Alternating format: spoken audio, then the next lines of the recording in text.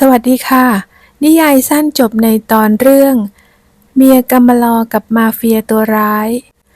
ภายในห้องหอของคฤหาสน์หรูโสระยาลุกขึ้นจากเก้าอี้มือทั้งสองข้างจับไปที่ชายกระโปรงของชุดเจ้าสาวและถลกขึ้นจากนั้นก็รีบวิ่งออกจากห้องให้เร็วที่สุดเพื่อเอาชีวิตรอดเมื่อออกมาจากตัวบ้านหลังใหญ่ก็ต้องสะดุดล้มลงตรงสนามหญ้าหน้าบ้านหญิงสาวเงยหน้าขึ้นมองไปรอบๆบริเวณนั้นคฤหาสน์หลังนี้ตั้งอยู่โดดเดี่ยวห่างออกไปมีแสงไฟจากบ้านของชุมชนแถวนั้นและแสงไฟจากถนนหญิงสาวคิดว่าถ้าจะต้องเดินไปตรงนั้นก็คงใช้เวลาพอสมควรเธอก้มลงมองดูเท้าของตัวเองที่เปลือยเปล่าแล้วก็ถอนลมหายใจออกมาเสียงดังเพราะเมื่อครู่นี้เธอรีบไปหน่อยทำให้ลืมสวมรองเท้าก่อนที่จะออกมาผู้ชายใจร้ายป่าเถื่อนคนนั้นคิดจะฆ่าเธอจริงๆเลยหรือไงเขาคงจะเกลียดเธอมากเมื่อเห็นว่าเธอคือเจ้าสาวที่จะต้องมาแต่งงานแทนพี่สาวของเธอซึ่งเป็นคนที่โจนาธานอยากแต่งงานด้วยคุณรีบใส่หัวออกไปจากบ้านของผมเดี๋ยวนี้เลยนะก่อนที่ผมจะหมดความอดทนโจนาธานบอกด้วยน้ำเสียงที่ดุดันและเหี้ยมเกรียมเขาเกลียดการหลอกลวงแต่กลับถูกนายนิพนธ์ผู้เป็นบิดาของเธอคิดไม่ซื่อสับเปลี่ยนตัวเจ้าสาวครอบครัวของโสระยาได้กู้เงินจากโจนาธานจำนวน20 ล้านบาทเพื่อมาพยุงฐานะของบริษัทโดยนางจิตรามารดาเลี้ยงเป็นคนดำเนินการแทนแต่บริษัทก็ยังไม่ดีขึ้นเท่าไหร่เมื่อครบกำหนดสัญญาจึงไม่มีเงินไปใช้หนี้ในขณะนั้นโจนาธานเอง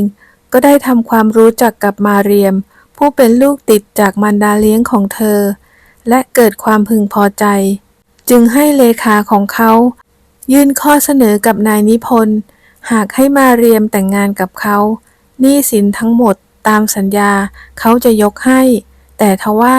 ข่าวลือเรื่องความโหดร้ายของมาเฟียหนุ่มทำให้ทั้งสองแม่ลูกไม่ยอมตกลงด้วยหญิงสาวนึกถึงเหตุการณ์ที่ผ่านมาเมื่อ4 วันก่อน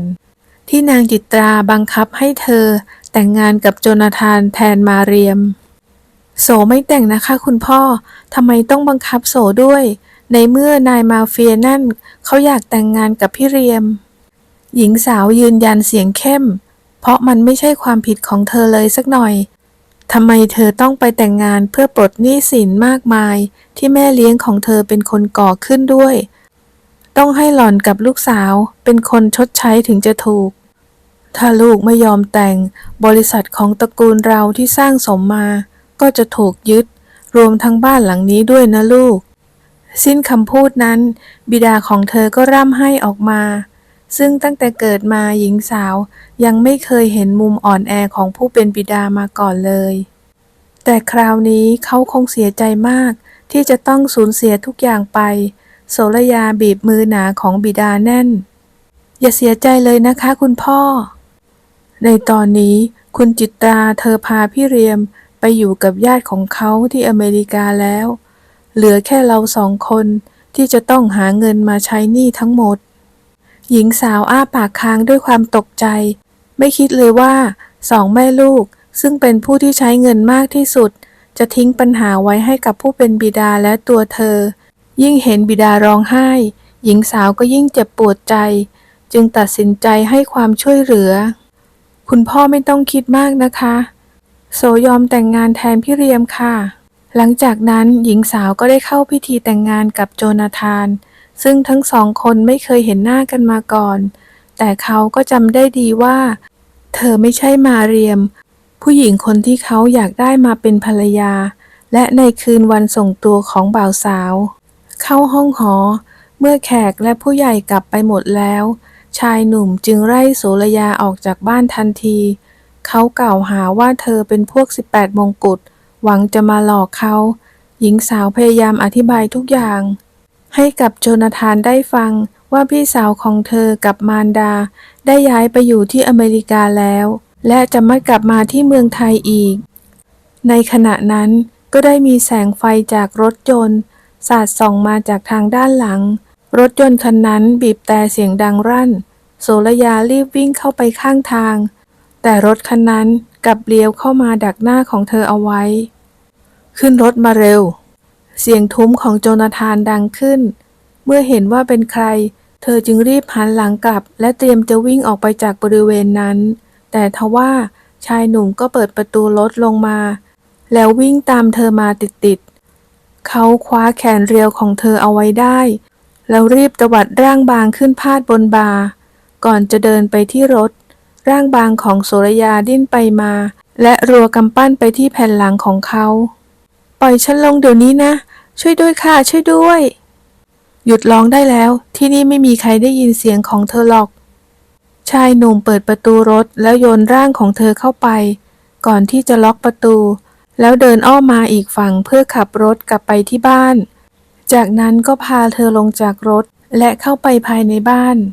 คุณจะพาฉันมาที่นี่ทำไมเมื่อกี้ยังไล่ฉันออกจากบ้านอยู่เลยผมเปลี่ยนใจละในเมื่อคุณอยากจะเป็นเมียของผมจนตัวสั่นผมก็จะทำให้คุณได้เป็นเมียผมสมใจโสรยาตกใจกับท่าทีที่เปลี่ยนไปของชายหนุ่มนี่คุณฉันไม่ได้ตั้งใจจะมาหลอกคุณจริงๆนะแต่ตอนนี้มันสายไปแล้วถึงจะแก้ตัวยังไงผมก็ไม่มีวันเชื่อคุณหรอกจากนี้ไป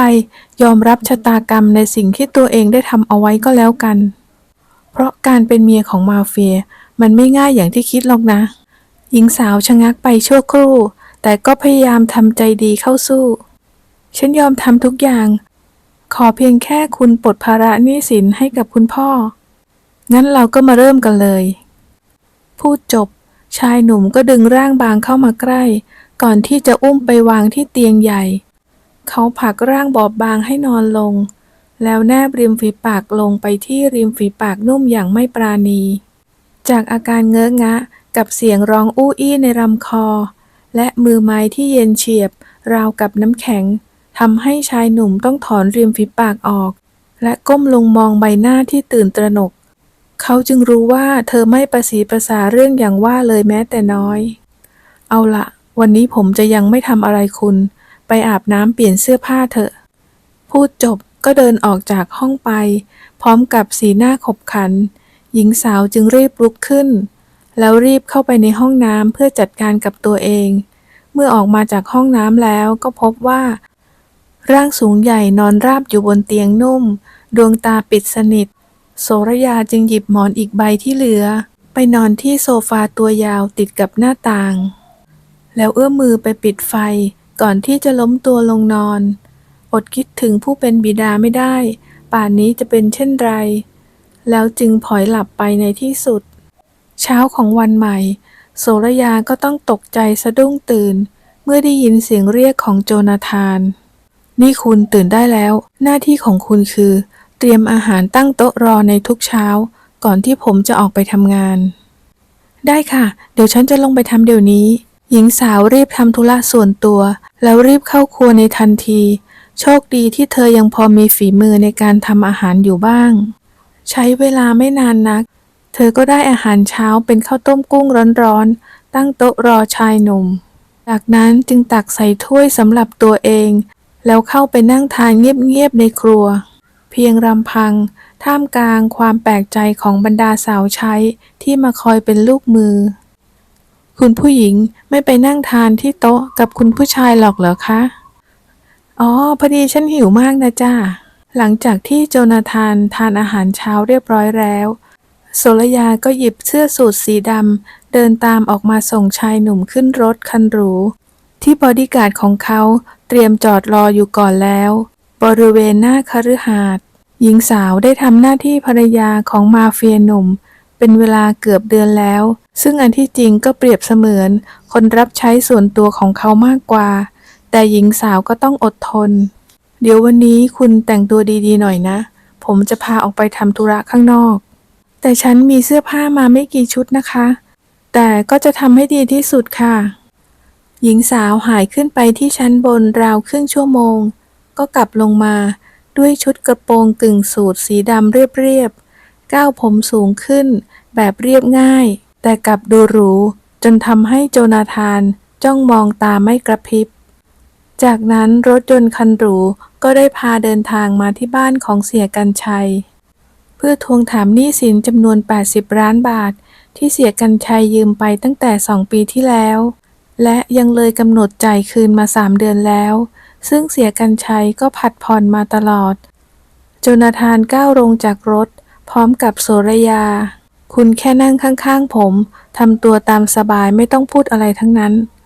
เขาบอกกับเธอก่อนที่จะคว้าข้อมือเล็กและคล้องไว้ที่แขนกำยำของตัวเอง ติดตามด้วยทีมบอดี้การ์ดอีก4 คนที่ตามมาอารักขาชายหนุ่มสั่งให้บอดี้การ์ดยืนรออยู่ที่หน้าบ้าน ลูกน้องของเสียกรรชัยที่ยืนเฝ้าประตูอยู่จึงเปิดประตูต้อนรับเชิญครับเสียรออยู่ข้างในเมื่อประตูถูกปิดลงชายหนุ่มก็รู้ว่ามันเป็นประตูนิรภัยที่ต้องใช้รหัสในการเปิดสวัสดีครับคุณโจนาธานเชิญนั่งตามสบายเลยครับแล้วนั่นคือใครกันครับอ๋อนี่คุณโสรยาภรรยาของผมเองครับเสียกรรชัยมองไปยังหญิงสาวด้วยสายตาประหลาดใจโจนาธานเริ่มเจรจาเรื่องหนี้สินทันทีหลังจากที่แนะนำตัวภรรยาแล้วทั้ง2 คนมีใบหน้าที่ตึงเครียดตลอดเวลาภายในอาทิตย์หน้าเสียต้องเอาเงินมาคืนผมนะครับเพราะทางหุ้นส่วนของผมเขาต้องการเงินไปทำธุรกิจอย่างอื่นแล้วครับทางด้านเสียกรรชัยบอกว่าวันนี้เขาขอจ่ายก่อน30 ล้านบาทและภายในไม่เกินสิ้นเดือนนี้เขาจะให้อีก50 ล้านที่เหลือและดูเหมือนว่าการเจรจาจะเป็นไปได้ด้วยดีและดูผ่อนคลายลงโจนาธานจึงขอตัวกลับเสียกรรชัยหยิบกระเป๋าเงิน30 ล้านบาทมาส่งให้จากนั้นก็เดินมาส่ง2 สามีภรรยาขึ้นรถผมขอตัวกลับก่อนนะครับเสียชายหนุ่มเอ่ยปากบอกลาครับหวังว่าเราจะได้ทำธุรกิจร่วมกันอีกแล้วเจอกันนะครับคุณโสรยาเสียกรรชัยหันมาบอกลาหญิงสาวและมองเธอด้วยแววตาแปลกๆเมื่อรถของโจนาธานแล่นออกไปได้สักพักใหญ่ชายหนุ่มก็สังเกตเห็นว่ามีรถตู้สีดำขับตามมาและพยายามขับมาประกบกับรถของเขาโจนาธานจึงสั่งให้ลูกน้องที่ขับตามมาเข้าคุ้มกันทันทีแต่ก็ช้าไปแล้วหนึ่งในลูกน้องของเสียเล็งปืนมาที่รถของเขาแล้วลั่นไกทันทีขับให้เร็วกว่านี้อีกชายหนุ่มสั่งเสียงดุดันและบอดี้การ์ดก็รวดเร็วทันใจเหยียบคันเร่งจนรถทะยานไปอย่างรวดเร็วทำให้มันพลาดเป้าและรถของลูกน้องอีกคันก็เร่งมาปาดหน้ารถตู้คันดังกล่าวจนเสียหลักตกไหลทางไปทำให้มันตามมาไม่ทันจากเหตุการณ์ที่เกิดขึ้นทำให้โสรยาตกใจกลัวจนตัวสั่นชายหนุ่มจึงเอื้อมมือไปโอบร่างหญิงสาวเอาไว้ในอ้อมแขนร่างบางจึงซุกใบหน้าลงไปที่อกแกร่งของเขาไม่ต้องกลัวนะไม่ต้องกลัวพวกมันไปแล้วเสียงทุ้มปลอบขวัญคนในอ้อมกอดอย่างแผ่วเบาเมื่อถึงคฤหาสน์ชายหนุ่มได้สั่งให้โสรยาขึ้นไปพักผ่อนบนห้องนอนก่อนที่จะถือกระเป๋าเงินไปเก็บไว้ที่ตู้เซฟภายในห้องใต้ดินจากนั้นจึงเรียกลูกน้องมาสั่งให้เพิ่มกำลังในการคุ้มกันบริเวณโดยรอบของคฤหาสน์อย่างเข้มงวดแล้วจึงขึ้นไปบนห้องนอนและก็พบว่าโสรยาได้นอนหลับไปแล้วบนโซฟาตัวยาวชายหนุ่มยืนมองร่างบอบบางด้วยสายตาที่เปลี่ยนไปดูอ่อนโยนขึ้นและมีแววอบอุ่นบางอย่างปรากฏขึ้นวูบหนึ่งก่อนที่จะจางหายไปเขาตัดสินใจช้อนร่างบางขึ้นแล้วอุ้มไปวางลงที่เตียงนุ่มจากนั้นก็ห่มผ้าให้แล้วจึงเดินเข้าห้องน้ำไปเช้าวันต่อมาโสรยาลืมตาตื่นขึ้นก็ต้องตกใจเมื่อพบว่าแขนเรียวของตัวเองพาดอยู่บนหน้าอกแกร่งของคนร่างใหญ่ที่ยังคงนอนหลับตาพริ้มอยู่เธอจึงค่อยๆดึงแขนของตัวเองออกอย่างเขินอายแต่ก็ยังไม่ทันมือใหญ่ของโจนาธานที่จับข้อมือเล็กแล้วออกแรงดึงเบาๆทำให้ร่างบางขึ้นไปเกยอยู่บนร่างใหญ่ของชายหนุ่มซะแล้วอุ๊ยคุณปล่อยนะคะเธอรีบบอกพร้อมกับใบหน้าที่แดงระเรื่อนับจากวันนี้ไปคุณต้องมานอนบนเตียงนี้กับผมเพื่อทำหน้าที่ของตัวเองให้สมบูรณ์พูดจบก็พรมจูบไปที่ใบหน้าเนียนของหญิงสาวและเลยลงมาหยุดที่ริมฝีปากอิ่มแล้วมอบจูบที่แสนดุดันให้กับหญิงสาวจากนั้นก็เปลี่ยนเป็นนุ่มนวล มื่อร่างบางเริ่มตอบสนองเขาจึงสอนบทรักให้กับภรรยาวันนี้อาหารเช้าปล่อยให้เป็นหน้าที่ของแม่บ้านนะอีกสักชั่วโมงค่อยลงไปพร้อมกันเสียงทุ้มบอกกับเธอแต่จมูกยังคงคลอเคลียอยู่บนใบหน้าเนียนไม่ยอมห่างวันนี้ฉันขอกลับบ้านนะคะเป็นห่วงคุณพ่อนะคะรออีกสัก2-3 วันนะผมคิดว่าคนของเสียกรรชัยมันยังคงดักเล่นงานผมอยู่อีกอย่างผมให้คุณไปคนเดียวไม่ได้มันไม่ปลอดภัยให้คนของผมดูจนแน่ใจแล้วผมจะพาคุณไปหญิงสาวเลิกคิ้วขึ้นสูงด้วยความตกใจเพราะเธอคิดว่าเรื่องนี้มันได้จบลงไปแล้วทำไมพวกของเสียต้องมาดักรอเราด้วยล่ะคะก็มันคงอยากจะได้เงินของมันคืนแต่ผมคงยอมไม่ได้ในตอนบ่ายโจนาธานได้สั่งให้ลูกน้องไปจัดการเล่นงานลูกน้องของเสียกรรชัยเพราะมีสายรายงานว่าพวกมันกบดานอยู่ภายในอู่ซ่อมรถของเสียกรรชัยและกำลังซ่อมรถตู้ที่ตกไหลทางในวันนั้นและก็ใช้เวลาอยู่หลายวันจึงจัดการกับลูกน้องของเสียจนเจ็บหนักไปทุกคนพร้อมกับสั่งไปบอกให้เสียเตรียมเงินที่เหลือมาคืนให้ครบก่อนสิ้นเดือนนี้เมื่อโจนาธานได้ข่าวจากลูกน้องว่าทางสะดวกแล้วเขาจึงทำตามคำสัญญาที่ให้ไว้โดยพาโสรยาไปเยี่ยมบิดาที่บ้านของเธอหญิงสาวพบกับผู้เป็นบิดาจึงเข้าไปกอดด้วยความคิดถึงคุณพ่อสบายดีใช่ไหมคะโสคิดถึงและเป็นห่วงคุณพ่อมากนะคะพ่อสบายดีไม่ต้องห่วงพ่อหรอกลูกผู้เป็นพ่อรูปผมของลูกสาวเบาๆแล้วจึงหันไปทางโจนาธานที่ยืนถัดออกไปสวัสดีครับชายหนุ่มยกมือขึ้นไหว้นี่เป็นครั้งแรกที่เขาแสดงความอ่อนโยนให้เห็นสวัสดีครับเชิญนั่งก่อนนะครับชายสูงวัยเอ่ยปากบอกกับเขาที่บริษัทเป็นยังไงบ้างครับก็ยังไม่ดีขึ้นเลยครับคงต้องใช้เวลานานพอสมควรที่จะฟื้นตัวกลับมาโสรยามองใบหน้าอมทุกข์ของผู้เป็นบิดาด้วยแววตาที่เศร้าหมองกับน้ำใสๆที่คลออยู่เต็มดวงตาชายหนุ่มรู้สึกสงสารและเห็นใจเธอมากเดี๋ยวผมจะเขียนเช็คให้5 ล้านนะครับเพื่อรักษาสภาพคล่องของบริษัทแล้วจะรีบหาทีมงานเก่งๆเข้ามาช่วยคำพูดของชายหนุ่มทำให้โสรยาถึงกับอึ้งแต่ว่าฉันไม่มีปัญญาหาเงินมาคืนคุณหรอกนะคะชายหนุ่มได้แต่อมยิ้มที่มุมปากแล้วจึงเดินไปที่รถเพื่อหยิบสมุดเช็คและเขียนจำนวนเงินพร้อมกับลายเซ็นลงไปแล้วยื่นให้กับพ่อตาในระหว่างเดินทางกลับโสรยาได้พาหญิงสาวไปช้อปปิ้งเสื้อผ้าและเครื่องประดับสำหรับไว้ใส่ออกงานกับเขาจากนั้นจึงพาไปทานข้าวภายในร้านอาหารญี่ปุ่นที่เธอชื่นชอบคุณเอาแต่มองหน้าฉันแบบนี้แล้วเมื่อไหร่จะทานเสร็จล่ะคะตอนนี้ชายหนุ่มรู้ใจตัวเองแล้วว่าผู้หญิงที่นั่งอยู่ตรงหน้าได้เข้ามาแทรกซึมอยู่ภายในใจของเขาโดยไม่รู้ตัวเปล่าสักหน่อยผมก็มองไปเรื่อยเปื่อย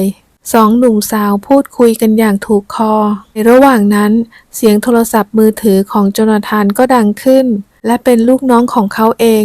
ที่โทรมารายงานความเคลื่อนไหวของเสียกรรชัยว่าในตอนนี้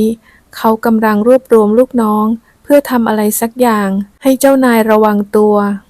นายต้องระวังตัวนะครับเดี๋ยวผมจะส่งคนไปหานายที่นั่นอีกนะครับคงไม่กล้าบุ่มบ่ามทำอะไรในห้างใหญ่ๆแบบนี้หรอกเดี๋ยวฉันก็จะกลับแล้วไม่ต้องส่งใครมาทั้งนั้นโจนาธานวางสายแล้วหันมาทานอาหารต่อจากนั้นก็มีอีกสายโทรเข้ามาซึ่งบอกว่านักธุรกิจที่จะมาร่วมทุนทำบ่อนคาสิโนได้เดินทางมาขอเจรจาด้วยและตอนนี้รออยู่ที่โรงแรมแห่งหนึ่งคุณรอผมอยู่ที่ร้านนี้ก่อนนะเดี๋ยวผมจะโทรเรียกลูกน้องให้มารับพอดีผมมีธุระด่วนได้ค่ะแต่โสกลับแท็กซี่เองก็ได้นะคะไม่ได้เด็ดขาดนี่คือคำสั่งค่ะคุณมาเฟียพูดจบหญิงสาวก็ส่งค้องวงใหญ่ให้เมื่อคนร่างใหญ่ไปแล้วโสรยารู้สึกอยากจะเข้าห้องน้ำจึงเดินออกไปจากร้านเพื่อเข้าห้องน้ำและเมื่อเสร็จธุระแล้วเธอจึงคิดจะกลับเองโดยไม่รอให้ลูกน้องมารับจากนั้นจึงออกมารอรถแท็กซี่ที่หน้าห้าง ขณะนั้นเองก็ได้มีรถตู้สีดำมาจอดเทียบฟุตบาทที่โสระยายืนอยู่และได้มีชายชะกัน2 คนลงมาจากรถตรงเข้าจับแขนทั้ง2 ข้างของหญิงสาวดึงกระชากเข้าไปภายในรถแล้วจึงปิดประตูหญิงสาวตกใจดิ้นรนและส่งเสียงกรีดร้องเพื่อให้คนมาช่วยแต่มือใหญ่และหยาบได้ใช้ผ้ามาปิดปากและจมูกของเธอเอาไว้เพียงไม่นานนักเธอก็หมดสติไปเมื่อโจนาธานมาถึงโรงแรมที่นัดหมายแต่กลับไม่พบนักธุรกิจที่นัดเอาไว้เขาเริ่มรู้สึกว่ามันแปลกๆเขาจึงเดินกลับออกมาหาลูกน้องที่ตามมาด้วยแล้วถามว่าใครคือคนที่โทรมารายงานว่าจะมีคนมาพบแต่ทุกคนกลับบอกว่าไม่มีนักธุรกิจติดต่อมาเลยและพวกเขาก็ไม่ได้เป็นคนโทรมารายงานเจ้านายชายหนุ่มรู้สึกสังหรณ์ใจจึงกดโทรศัพท์ไปหาโสระยาทันทีแล้วก็ต้องตกใจเมื่อคนรับสายคือเสียกรรชัยสวัสดีคุณโจนาธานเสียทำแบบนี้ทำไมครับผมว่าคุณเข้าใจดีนะผมอยากได้เงินของผมคืนรีบเอาเงินมาคืนผมซะแล้วผมจะปล่อยภรรยาของคุณไปโจนาธานคะอย่าหลงกลมันนะคะมันเตรียมคนเอาไว้เล่นงานคุณไม่ต้องมาที่นี่นะคะโสระยาตะโกนเสียงดังเพื่อให้ชายหนุ่มได้ยินร้ายกาจนักหน้านังนี่เสียกรรชัยเดินเข้ามายกมือขึ้นแล้วฟาดไปที่ใบหน้าของหญิงสาวดังเพรี้ยบนใบหน้าสวยหันไปอีกทางจากนั้นมือใหญ่ก็บีบไปที่คางมนเพื่อให้ใบหน้าสวยเงยขึ้นบอกมันไปให้เอาเงินทั้งหมดมาคืนฉันไม่อย่างนั้นแกจะเจ็บตัวมากกว่านี้ไม่มีทางแกจะทำอะไรฉันก็เชิญฉันไม่กลัวแกหรอกถ้าฉันเป็นอะไรไปอย่าคิดนะว่าแกจะมีชีวิตรอดออกไปคุณโจนาธานกับคนของเขาก็จะมาจัดการกับแกเช่นกันหญิงสาวตะโกนใส่เสียกรรชัยด้วยอารมณ์ที่เกรี้ยวกราดตอนนี้เธอไม่กลัวอะไรทั้งสิ้นเสียออกแรงบีบไปที่คางของเธอแรงขึ้นจนหญิงสาวส่งเสียงร้องเพราะว่าเจ็บมากโจนาธานรู้สึกเจ็บปวดที่ไม่สามารถปกป้องภรรยาสุดที่รักได้ชายหนุ่มขบกรามเข้าหากันแววตาดุดันถ้าเสียทำอะไรเมียผมแม้แต่ปลายเล็บครอบครัวและลูกเมียของเสียผมสัญญาว่าจะส่งพวกเขาลงนรกให้หมดทุกคนน้ำเสียงดุดันเหี้ยมเกรียมขู่ออกไปเพื่อถ่วงเวลาเมื่อพูดถึงลูกเมียของไอเสียกรรชัยกลับได้ผลมันจึงปล่อยมือจากใบหน้าของหญิงสาวทันทีเพราะมันรู้ว่าคนอย่างโจนาธานขึ้นชื่อเรื่องความโหดและทำจริงหากทำให้เขาโกรธผมจะเอาเงินไปคืนให้แล้วเสียต้องรีบปล่อยตัวโสระยาคืนมาหลังจากที่ได้ตกลงกันแล้วโจนาธานจึงรีบโทรตามลูกน้องทุกคนให้มารวมตัวกันเพื่อวางแผนพาภรรยาสุดที่รักกลับออกมาอย่างปลอดภัยหลังจากวางแผนเรียบร้อยแล้วจึงรีบเดินทางมายังบ้านของเสียกรรชัยชายหนุ่มก้าวลงจากรถพร้อมกับหิ้วกระเป๋าเงินลงมาด้วยและรีบเดินเข้ามาภายในบ้านเมื่อเสียมองเห็นเขาจากกล้องวงจรปิดจึงอนุญาตให้ลูกน้องเปิดประตูให้กับโจนาธานเพื่อเข้ามาภายในห้องที่เขาขังโสระยาเอาไว้ชายหนุ่มมองไปทางภรรยาที่ถูกมัดมือและนั่งอยู่ที่เก้าอี้ดวงตาวาวโรจน์ด้วยความโกรธเขากำมือแน่นหันหน้าไปทางเสียกรรชัยผมเอาเงินมาคืนให้เสียรีบปล่อยตัวภรรยาของผมได้แล้วเดี๋ยวสิผมขอตรวจเงินก่อนว่าเงินนั่นมันเป็นของจริงไม่ได้ยัดไส้ชายหนุ่มจึงเปิดกระเป๋าเงินและหยิบเงินขึ้นมาปึกใหญ่แล้วกรีดธนบัตรให้ดูเมื่อเห็นว่าเป็นเงินจริงเสียกรรชัยจึงพยักหน้าให้ลูกน้องแก้เชือกที่มัดข้อมือให้กับโสระยา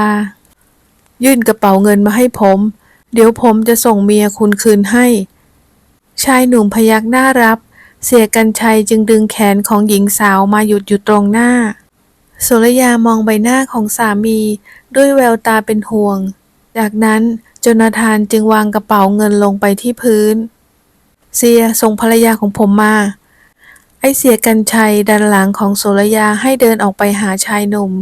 จากนั้นจึงก้มลงจับกระเป๋าที่วางอยู่ที่พื้นจังหวะนั้นเอง